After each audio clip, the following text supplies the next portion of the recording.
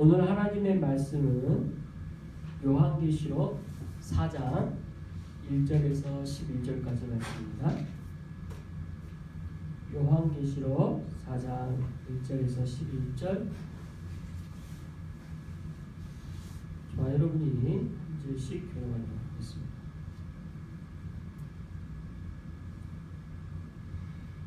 이 일 후에 내가 보니 하늘에 열린 문이 있는데 내가 들은 바 처음에 내게 말하던 나팔 소리 같은 그 음성이 이르되 이리로 올라오라. 이후에 마땅히 일어날 일을 내가 내게 보이리라 하시더라.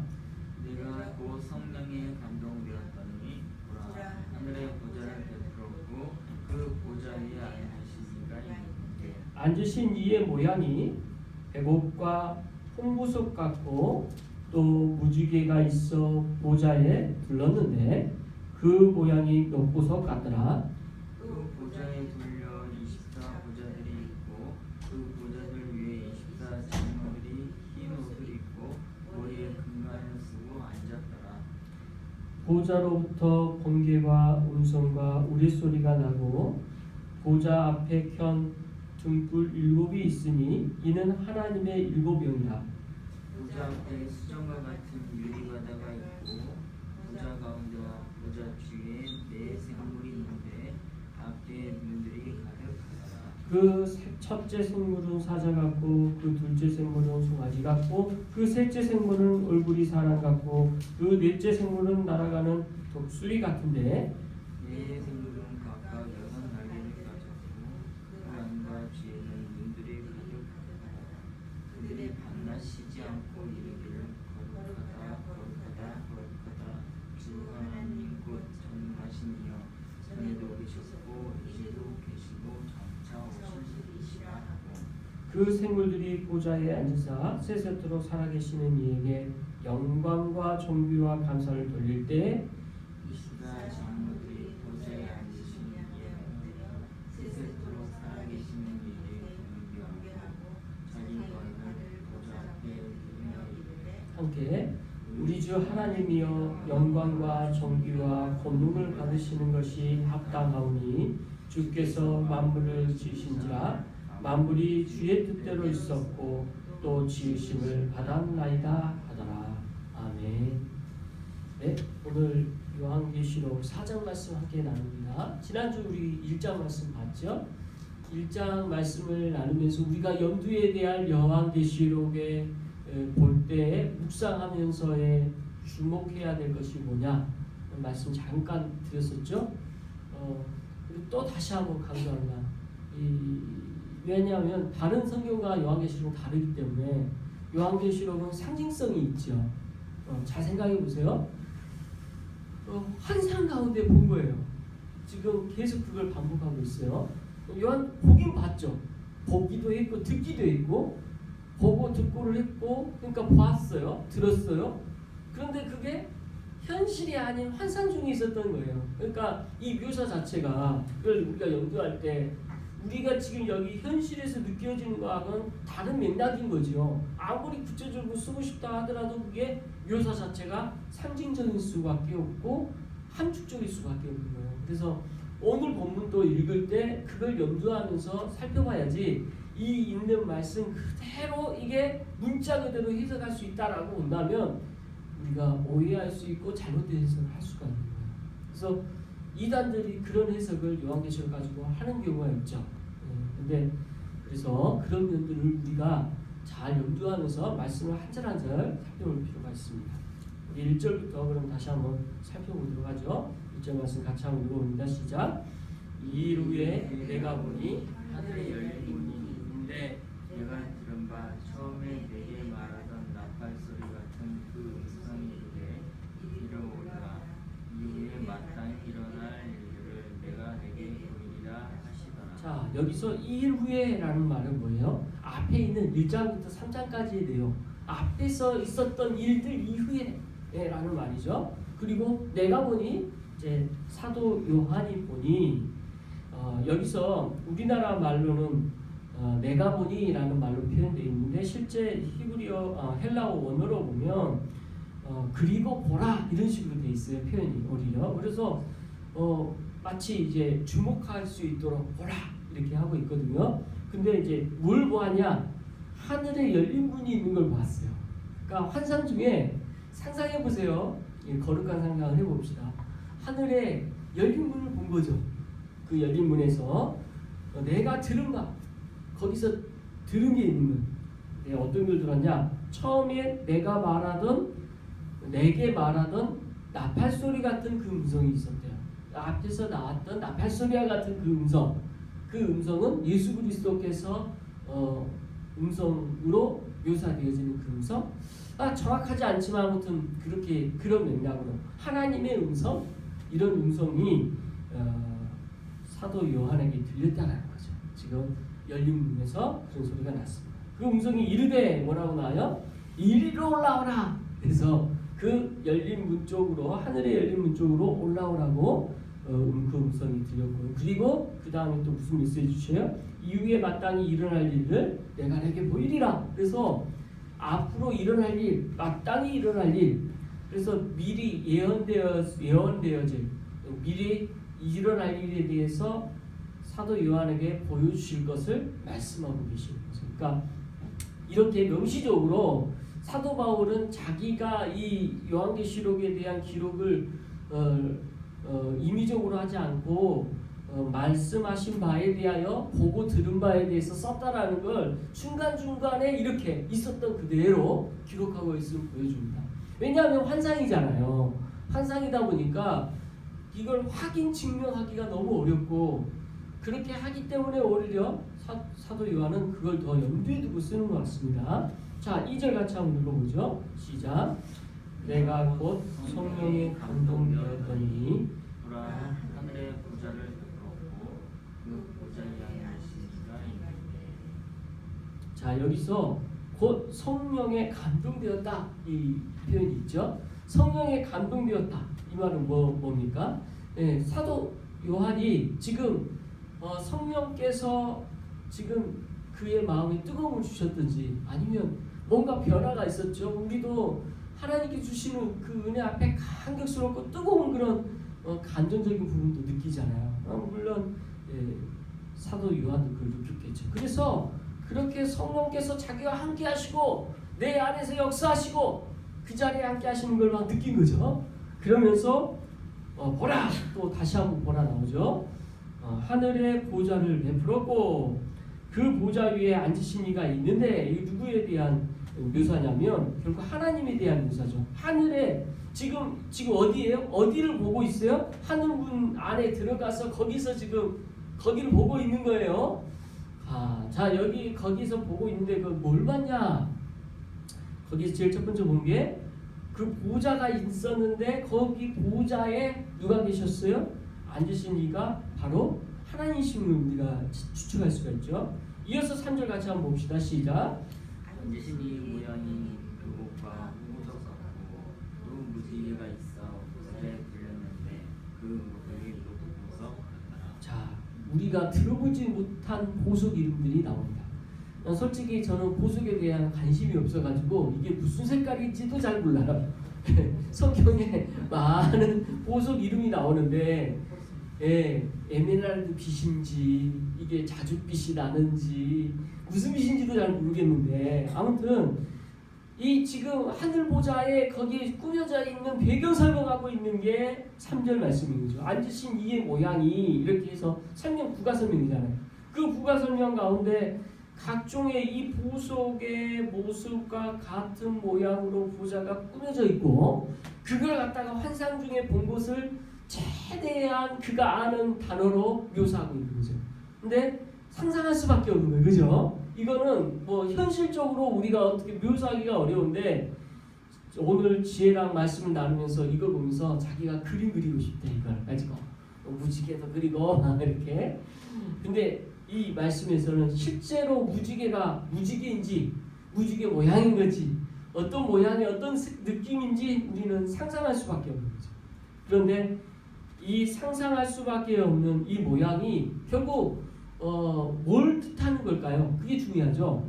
이 그림이 우리가 상상이 중요한 게 아니라 지금 여기에 핵심 뭐냐면 보좌가 뭐냐라는 거죠. 보좌가 뭡니까? 결국 성경에서 보좌라는 이 단어는 많은 성경 구절에 나오는데 중요한 건 보좌는 왕의 권위. 그 보좌를 통하여 그 왕이 가지고 있는 특별한 권세, 그걸 뜻하는 거거든요. 그러니까 실은 우리가 강대상도 보기 좋게 하기 위해서 살짝 단을 높였는데 이게 어떤 권위를 나타내기 위한 단이 아니거든요. 실은 이 말씀의 선포의 권위는 누구에게 있습니까? 하나님께 있잖아요. 그래서 하나님께서 모든 권위의 중심이기 때문에 하나님을 높이는 건 맞지만 사람이 그 자리에 서는 건 어때요? 옳지 않죠. 네, 잘못된 거죠. 그래서 참 조심스러워요. 단을 이걸 조금 높이는 것도 이것이 사람에게 집중되는 것은 우리가 원하는 바가 아니죠. 오직 하나님께만. 그래서 항상 저도 그걸 염두에 두는데 근데 중요한 건 여기서는 뭐냐면 진짜 하늘에서의 보좌의 모습, 하늘 문이 열려서 거기에서 보니까 그 보좌의 모습은 어떠는 거예요? 하나님의 권위를 느낄 수 있는 막 모습으로 되어 있는 거예요. 각양의 보석의 모양으로 표현해 있고 막 신비하고 놀라운 걸 막 계속 체험하고 있는 거 있죠. 말로 표현할 수 없는 그런 모습. 오늘 이 말씀이 참 우리에게 중요합니다. 왜냐하면 천국에 대한 묘사가 별로 없어요. 근데 여기서 우리가 그걸 꿈꿔보자. 근데 단지 여기서 우리가 상식적으로 생각할 때 보석을 막 이렇게 하나하나 일일이 나열하는 게 의미가 있는가? 없어요. 제가 볼 때는 없어요. 여기서 더 중요한 건 뭐냐면 보석이 지니는 어떤 가치와 내용의 문제가 아니라 환상 속에 하나님의 권위를 보여주는 이 보좌의 모습으로 가득 찼다는 거죠. 그러니까 그곳에서 그가 제일 먼저 느꼈던 건 하나님의 권위에 완전히 거기에 싹 사로잡혀 하나님을 경배드리고 싶은 마음밖에 없는 거예요. 하나님께 모든 게 집중되어 있는 거예요. 하나님만 높여드리고 싶은 거예요. 이게 그 보좌의 모습이었다는 것이 오늘 말씀을 통해 주고자 한 시각적 효과인 거죠. 다른 게 없어요. 거기에 어떤 모습이나 모양이 우리가 상상할 수밖에 없지만 거기서 말하고자 하는 사도 요한의 의도는 하나님의 권위 앞에 우리는 무릎 꿇을 수밖에 없는 거죠. 그런 환상스러운 그런 모습을 같이 떠올려 보시면서 말씀을 계속해서 살펴보는 것이 중요합니다. 이어서 4절 말씀 같이 한번 보겠습니다. 시작. 또 보좌에 24 보좌들이 있고 그 보좌들 위에 24 장로들이 흰 옷을 입고 머리에 금관을 쓰고 앉았다. 자, 여기서 4절에 24 보좌와 24 장로에 대해서 나와요. 자, 이게 누구냐? 갑자기 24 장로가 나오는 게 굉장히 상징적인 표현이겠죠. 숫자니까. 근데 24 보좌, 24 보좌가 있는 거야. 이 보좌는 뭐예요? 이것도 아까 하나님의 권위를 맡는 것도 보좌로 표현됐죠. 그러면 24 장로들 동안 24 보좌가 있으니까 뭐예요? 그 자리에 앉은 중요한 위치에 있는 권위를 표현해 주는 거예요.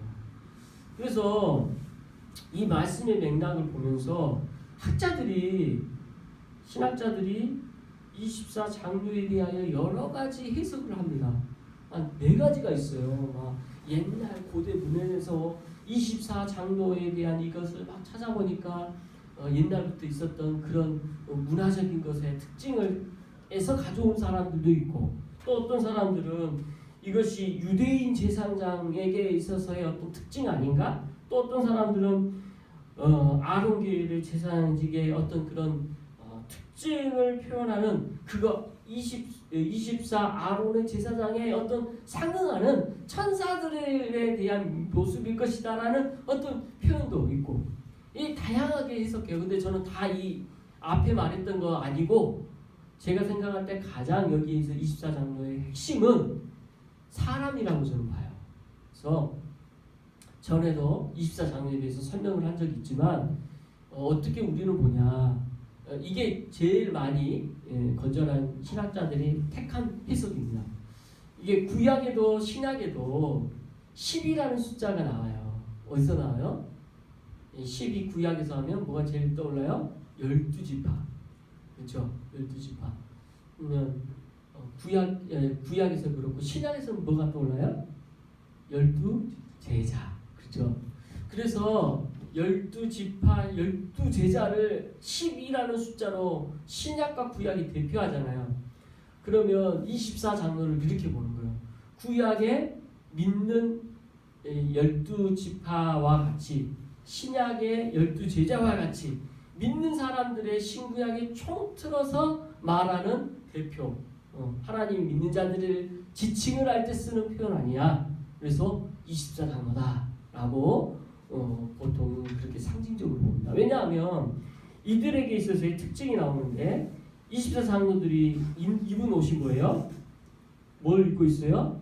흰 옷을 입고 있죠. 그리고 머리에 뭐가 있어요?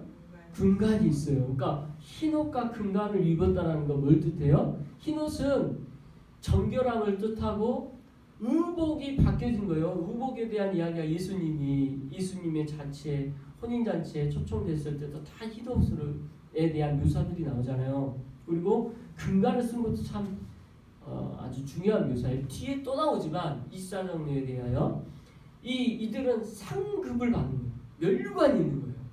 그들이 받는 상급이 있고 보좌가 있어요. 그래서 그 상급과 보좌에 대한 것이 있는 이들. 그래서 신구약 모든 24장로들에게는 이런 상급과 또 보좌와 관이 있다라는 사실이죠. 이게 이제 성경의 묘사 그대로를 우리가 일단 봐야 됩니다. 이어서 5절 말씀 같이 읽어보죠. 시작. 부터 번개와 음성과 우레소리가 나고 보좌 앞에 편 등불 일곱이 있으니 이는 하나님의 일곱 영이다. 자, 여기서 보좌로부터 번개와 음성과 우레소리가 났다. 여기서의 보좌, 앞에서 하나님의 보좌가 있고 그 다음에 4절에 또 24장로의 보좌가 있는데 제가 느낄 때 여기서 5절의 보좌는 이 전체의 어떤 분위기가 하나님의 보좌로부터 이게 모든 게 시작하는 것 같은 분위기를 볼 때 5절에 역시 하나님의 보좌를 뜻하면서 그 환상이 이어지는 것 같아요. 그리고 이 하나님의 보좌에서부터 시작해서 주변을 묘사를 싹 하고 24장로들이 그 다음 보이니까 24장로에 대한 묘사를 하고 그 다음에 다시 5절로 와서 그 보좌로부터 뭐가 더 어떤 현상들이 있냐? 어떤 현상들이 있어요? 번개, 음성, 우레소리가 난다는 거죠. 이게 눈으로 보이고 들리고 났다는 거죠. 그리고 나서 그 보좌 옆에 뭐라고 나와요? 7 등불 7이 있어요. 이게 7 등불이 또 뭐냐? 이것도 상징성인데, 7 영이라고 다시 하나님의 7 영이라고 나오죠. 근데 여기서 힌트를 준 게 하나님의 7 영이. 그러니까 여기서 하나님의 영이라는 표현이 나오는 게 우리가 주목할 말이에요. 그러니까 하나님의 영이라는 표현을 우리가 다른 말로 보려면 Holy Spirit, 성령을 표현하거든요. 그래서 여기서 하나님의 7 영은 우리는 보통 신학자들이 일반적으로 성령으로 뜻해요. 근데 이게 근거 중에 하나가 구약에서 볼 때 하나님의 성막 안에 7 촛대가 있는 게 나와요. 7 촛대. 이게 7 촛대를 그래서 구약적 의미에서 뭐냐? 하나님의 영, 성령을 뜻한다라는 의미로. 그래서 그 7이라는 숫자를 강조하는 게 아니라 하나님의 영이라는 어떤 개념을 7이라는 숫자와 맞물려서 설명하고 있는 개념이 구약에도 있고 신약에도 있다라는 개념으로 구약적이든 신약적이든 7 등불이라는 이 개념은 7 영, 하나님의 영을 뜻하는구나라고 상징적으로 신학자들이 보편적으로 설명합니다. 그래서 저도 그게 가장 합당한 그냥 건전한 해석인 것 같아요. 그래서 이 숫자가 왜 중요하냐면 뒤에 이게 상징적 숫자가 많이 나오기 때문에 무엇이 하나님에 대한 것인지 무엇이 악한 영에 대한 것이 헷갈려요. 읽다 보면. 근데 4장 전체는 중요한 게 하나님의 보좌로부터 하늘분에서부터 있는 일이에요. 그러니까 이게 시작이 어디냐? 우리가 느끼는 어떤 하나님과의 함께 있는 공간에 대한 거예요. 자, 거기서 무슨 일이 있는지 어떤 묘사가 있는지 좀 축 설명하고 있는 아주 흥미진진한 부분이에요. 거기서 온 것을 그대로 본대로 들은 대로 쓰고 있잖아요. 그래서 그 보좌에서부터 천둥, 번개, 우레소리, 음성 이것들을 묘사했고 거기에 성령님이 함께 하신 것도 듣고 있고 그래서 시각적으로 듣고 보고 모든 것이 다 지금 그 안에서 있었던 일들인 것입니다. 6절 같이 한번 읽어보겠습니다. 시작.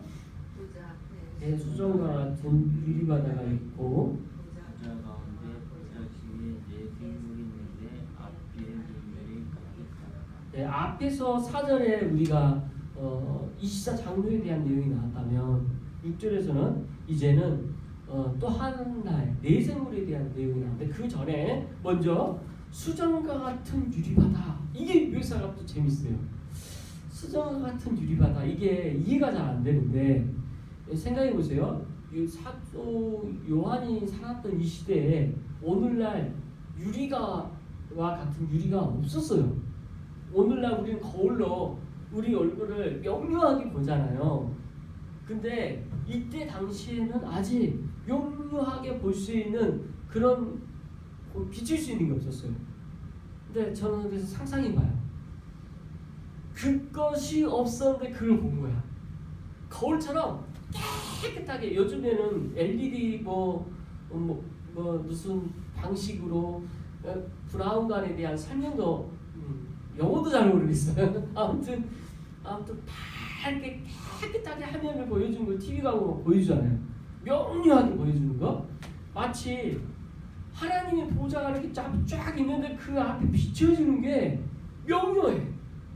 네. 그래서 수정과 같은 유리바다 너무 깨끗하게 비춰지는 게 옛날에 자기는 한 번도 일상생활에서 깨끗하게 보여준 유리를 본 적이 없단 말이에요. 근데 거기서 너무나 깨끗하게 비춰진 것이 펼쳐진 거예요. 그래서 유리바다 같다는 거죠. 수정과 같은 유리바다. 야, 그래서 상상되나요? 네. 푸른 그런 어떤 빛깔이 있다 그러면 그게 똑같이 바닥에 새겨지는 거예요. 이것을 지금 묘사하는 것 같아요. 그래서 이 묘사는 또 뭘 뜻할까요? 하나님 보좌 앞에 자기가 섰는데 그 보좌로 가기가 쉽겠어요? 어렵겠어요? 어려운 거예요.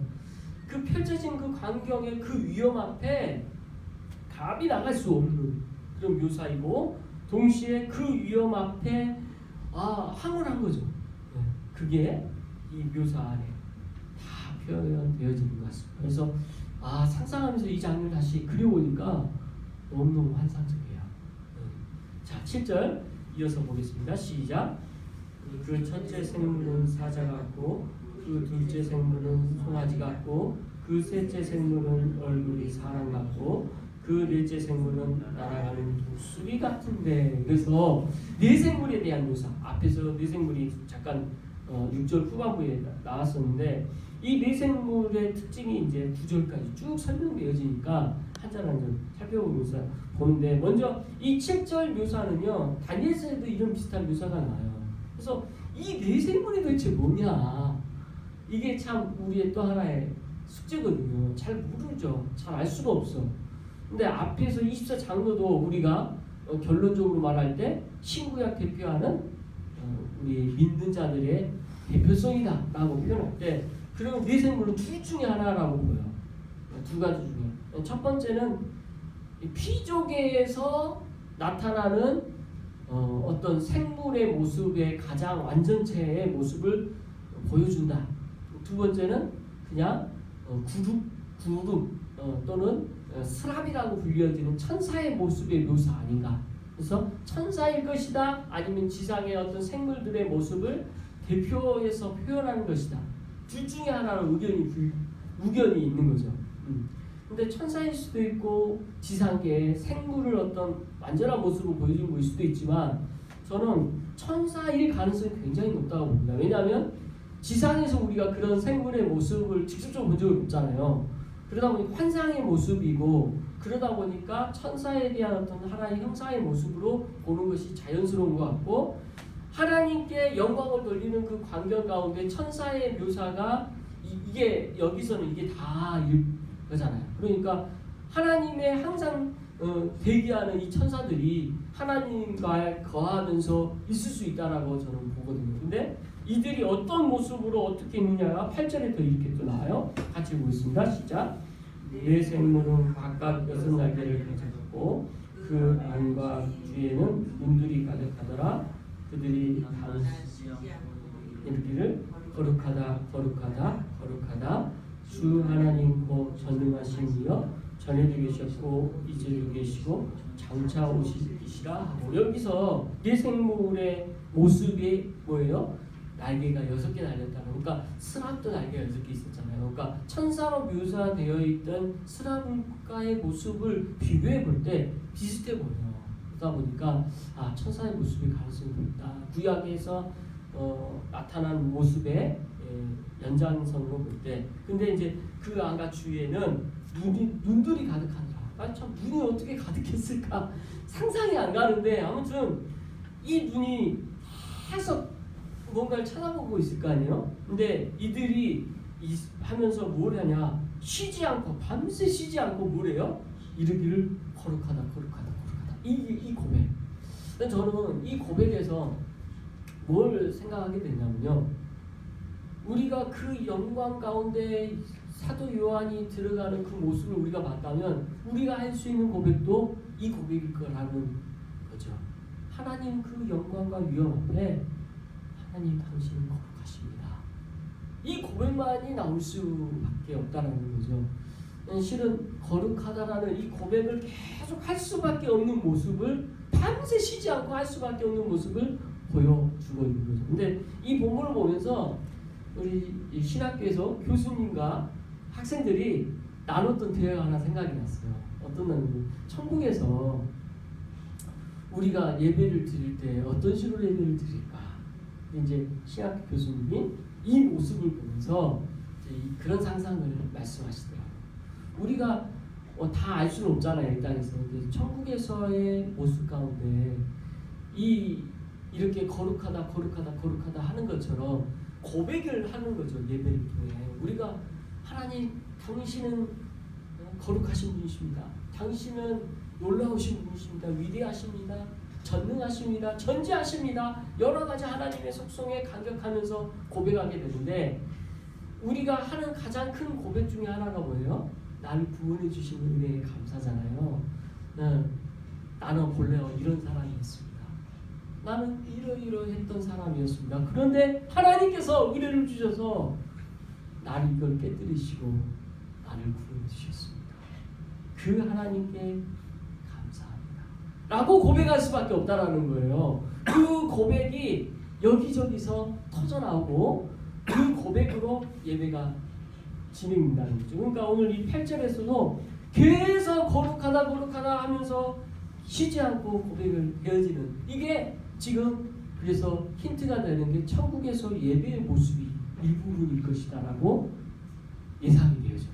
그러니까 여러분 천국 가서 뭐 할까요? 그 오랜 시간 뭐 할까요? 라는 질문들을 제가 들은 적이 있고 또 답을 하려고 하는데 그런 고백들이 있는 거예요. 근데 이게 모든 사람은 다 고백할 수가 있어요. 어떤 사람이든 고백할 수 있어요. 왜냐하면 하나님 주신 은혜가 너무 크니까. 근데 그 상급은 다 다른데 다 다른 그 상급 앞에서 다른 고백들을 할 거라는 거죠. 아무튼 그게 중요한 게 아니고 우리는 천국에서 하나님 앞에 이런 고백을 할 거라는 거예요. 이런 확신을 가지시기 바랍니다. 천국에서 우리에게 주실 이 놀라운 은혜 앞에 고백하는 일들이 이렇게 있어요. 그리고 하나님의 이름을 높여드릴 겁니다. 자, 9절 계속해서 읽어보겠습니다. 시작. 그 생명이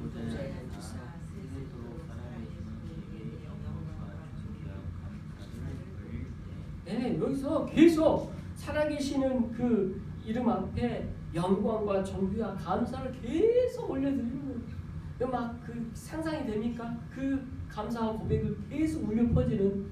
자, 그렇게 볼 때 우리가 종합해 볼 수 있는 것이 지금 앞에서 24장로들 나오고 그 다음에 생물들 나오죠. 근데 이 생물들이랑 24장로들이 이런 고백들을 하고 있는데, 생물들에 이제 먼저 고백들을 들었어요. 세 세트. 그리고 나서 이제 24장로들은 묘사만 됐지 아직 고백에 대한 내용이 안 나오죠. 그게 이제 10절 11절에 나와요.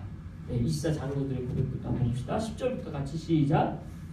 24장로들이 보좌에 앉으신 앞에 엎드려 세세토록 살아계시는 이에게 경배하고 자기의 간을 보좌 앞에 드리는데 11절도 우리 주 하나님이여 영광과 존귀와 권능을 받으신 것이 없나오니 주께서 만물을 지으시니라 만물이 주의 뜻대로 있었고 또 지으심을 하나님. 자, 그래서 이제 24장로들도 하나님께 고백하고 경배드리는 모습이 딱 나와. 근데 경배드리는 모습의 표현이 뭐라고 하냐면 자기 관을 보좌 앞에 엎드려서 드리는 걸로 나와요. 그러니까 다 금관이 있잖아요. 그 관을 경배하면서, 경배하다는 말이 엎드리라는 뜻이거든요. 엎드려서 높이는 거거든요. 엎드려서 높이는데 어떤 식으로 엎드려 높이냐면 자기 관을 다 보좌 앞에, 하나님 보좌 앞에. 저는 이 장면을 보면서 막 상상을 해요. 저와 여러분 이 땅 가운데 구원받은 은혜가 얼마나 커요, 그죠? 그리고 우리가 우리의 생애를 다 끝내서 천국에 갔어요. 근데 여러분의 인생이 우여곡절이 다 있겠지만 어떤 사람은 어떤 모습으로 하나님께 영광 더 크게 드리는 사람도 있을 거예요. 예를 들어서 돈을 많이 벌어서 돈으로 하나님의 일들을 열심히 할 수도 있을 거고요. 어떤 사람들은 저와 같이 주의 일을 하면서 하나님의 말씀을 선포하고 이 말씀 선포함으로 하나님께 영광 돌리고자 머무르고 있을 것이고, 어떤 사람은 또 다른 모양으로 드릴 겁니다. 그 각각의 모양으로 드려지는 것에 다 자기 상급들이 있을단 말이에요. 다 자기 상급이 있겠죠. 근데 그거하고 상관없이 우리가 할 수 있는 고백은 딱 하나밖에 없어요. 그거 누가 했지? 내가 했나? 돌아보니까 내가 한 게 하나 없어요. 다 내가 했다고 생각했는데 돌아보니까 내 힘으로 한 게 하나도 없어요. 다 주님의 은혜예요. 주님 역사하셔서 일하셔서 내가 하나님으로부터 받은 은혜일 뿐이지 내가 한 게 없어요. 나에게 주어진 이 왕관, 이거 하나님 주신 거지만, 그러나 그것조차도 하나님께서 주셨어요. 이 왕관이 왜 와요? 하나님의 자녀를 된 권세를 예수 그리스도의 피로 말미암아 우리가 씌워준 거잖아요. 우리의 신분이 바뀌었잖아. 근데 그거마저도 하나님이 주신 은혜예요. 그래서 마땅히 엎드려 우리가 경배하면서 내려놓을 수밖에 없이 있음을 보여주면서 우리 주 하나님이여 영광과 존귀와 권능을 받으시는 것이 합당하오니 주께서 만물을 지으신지라 만물이 주 뜻대로 있었고 또 지으심을 받았나이다. 이렇게 고백할 수밖에 없습니다. 야, 멋있지 않아요? 예, 이게 천상에서 드려질 예배의 모습의 일부분이에요. 이거 5장은요 예수님을 향하여 드려지는 또 모습으로 또 이어져요. 그래서 또 다음 주 5장 말씀을 살펴보도록 합시다. 요한계시록 말씀 이렇게 보니까 재밌죠.